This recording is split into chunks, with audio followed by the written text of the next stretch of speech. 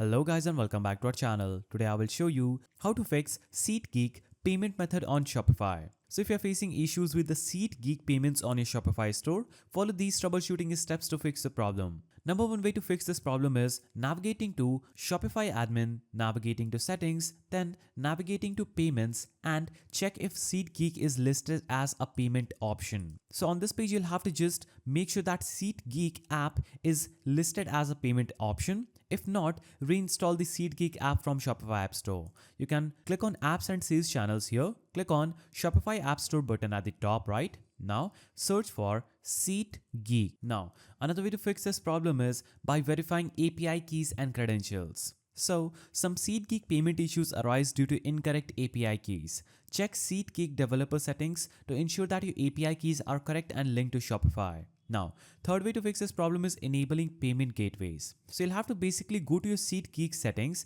and ensure that your payment gateways are enabled and properly linked. Try re-adding your Stripe or PayPal account if used for processing payments. Now, another way to fix this problem is clearing Shopify payment cache. Sometimes cached data causes errors. Try clearing your browser cache or using incognito mode. Click on the three-dotted icon at the top right, then choosing settings, and here you'll have to click on privacy search and services, scroll down, click on choose what to clear, then choose to delete your cookies and other site data, click on clear now, and that could also fix a problem. Now, you can also check for Shopify or Seatgeek server issues. So you can visit the Shopify status page or Seatgeek help center to check for any ongoing issues with payments. Now, if the issue continues, contact Seatgeek support to check for account specific problems. Now, Shopify support can also troubleshoot payment gateway issues. After following these steps, your Seatgeek payment method should work smoothly. If you found this guide helpful, please don't forget to give it a thumbs up and thanks for watching.